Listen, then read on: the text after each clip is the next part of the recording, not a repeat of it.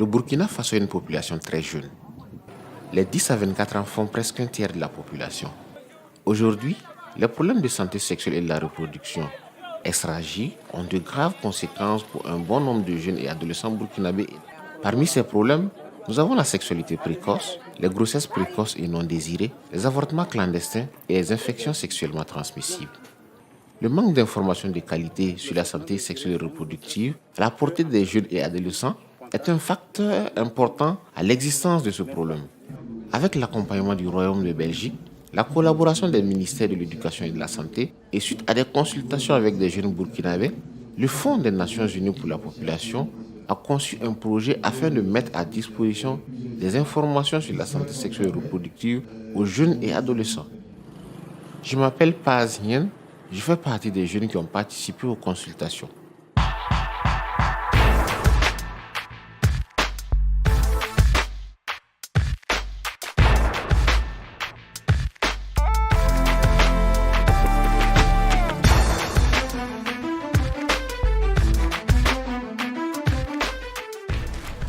Quels sont les facteurs qui conduisent à cette situation? Les jeunes ne comprennent-ils pas les risques qu'ils courent? QG Jeunes nous en parle. Découverte. Vu l'ampleur du phénomène, il est évident qu'il faut faire quelque chose pour ces jeunes. Ils ont besoin d'informations fiables, accessibles et discrètes. Mais comment atteindre cet objectif? Je suis présentement à l'UNFPA, le Fonds des Nations Unies pour la population, ici à Ouagadougou, pour en savoir davantage. Venez avec moi. La solution que l'UNFPA propose est une plateforme numérique qui profite de l'intérêt que portent les jeunes aux réseaux sociaux et à l'Internet. Ousmane Korbego est le premier responsable du projet nommé QG Jeunes. Les jeunes et les adolescents sont confrontés à beaucoup de problèmes en ce qui concerne la santé sexuelle et reproductive. Et l'idée était donc de pouvoir mettre à leur disposition des informations fiables, de bonne qualité, pour les aider à faire face à un certain nombre de problèmes auxquels ils sont confrontés. Donc il fallait développer, en tout cas passer par un canal pour pouvoir toucher le maximum de jeunes. Et ce qui donc nous a inspiré pour essayer donc de mettre à profit les réseaux sociaux.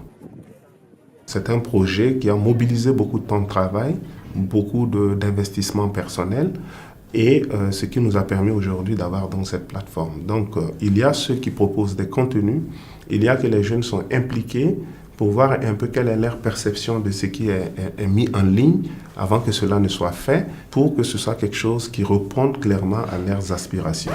Psychanalyse est une structure burkinabé qui a gagné une forte réputation dans les domaines des technologies informatiques et de la communication. M. Mahamadou Rwamba est le responsable qui a assuré le développement du site. Vous avez derrière en fait QG Jeunes, c'est une plateforme qui a la capacité de communiquer avec les jeunes à 360 degrés. Quand je parle de 360 degrés, ça veut dire quel que soit l'outil de communication dont dispose le jeune, il pourra accéder à QG Jeunes via en fait une application mobile, une interface web, par SMS ou par appel vocal. Le site web comprend beaucoup de contenus qui cherchent à attirer les jeunes à le consulter en utilisant non seulement des informations utiles, mais aussi une approche ludique.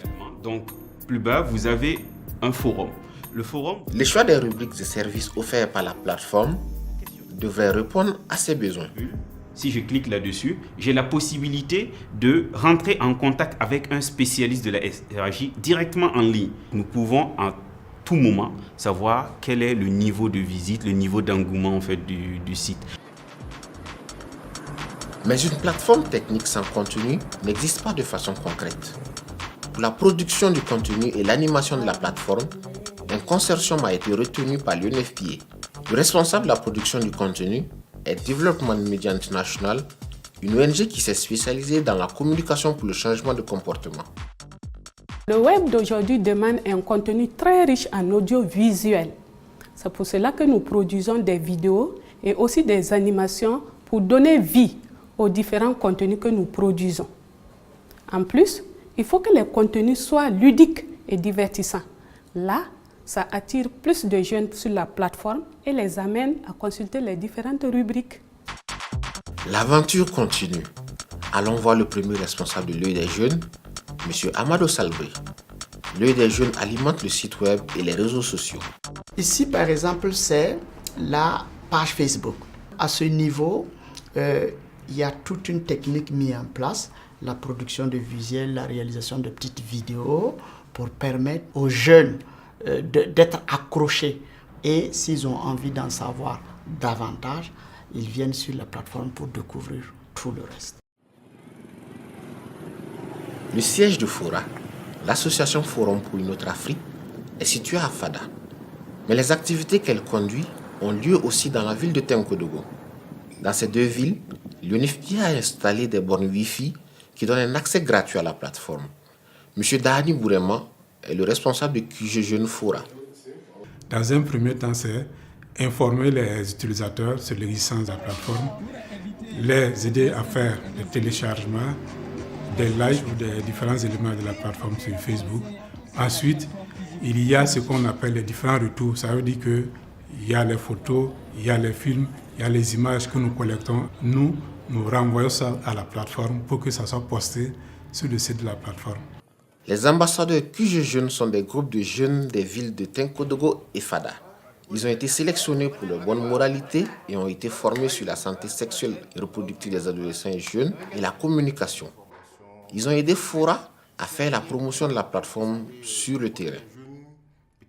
On a eu à mener plusieurs activités. Je prends l'exemple de Saint-Valentin passé. Voilà, on a eu à convaincre, on est passé dans les établissements, essayer d'inviter les jeunes à venir à, je dirais, une conférence. Lors de cette conférence, on les a expliqué ce qui se passe, qu'est-ce que nous faisons sur la plateforme. On les a invités même sur place à télécharger l'application QG Jeunes, à jouer des jeux, à l'issue du quoi on les a remis des lots. L'aventure a été complexe et divertissante. On a vu comment les attentes originales de l'UNFPA ont été comblées. Mais l'UNFPA a une vision claire de comment la plateforme doit évoluer pour pouvoir répondre aux défis futurs. En termes de perspective aussi, nous voulons passer à l'échelle et aussi permettre à ceux-là qui n'ont pas forcément la connexion Internet d'avoir donc cette possibilité offline de pouvoir donc utiliser donc pleinement donc cette plateforme QG Jeunes. Je pense que la plateforme QJeune était un outil innovant dans tout ce qui était la communication avec les jeunes dans les deux régions où le projet intervient. Je crois que c'est important d'utiliser les moyens qui se présentent maintenant dans le monde moderne, dans le monde digital, pour pouvoir aussi les intégrer dans les projets de coopération. Et c'est justement ce que la plateforme QJeune a fait. Je comprends que depuis que ça a été lancé, il y a pas mal de jeunes qui se sont branchés sur cette plateforme et que c'est maintenant une plateforme qui peut être utilisée au niveau national et que l'UNFPA pense aussi à éventuellement le multiplier dans d'autres pays. Avec la plateforme QG Jeunes, les jeunes trouveront des réponses fiables à leurs questions, sans gêne ni honte, loin de certaines pesanteurs socio-culturelles. En un mot, les jeunes comprendront ce qu'est le bon comportement. Au revoir, à bientôt. On se retrouve sur la plateforme. Bye bye.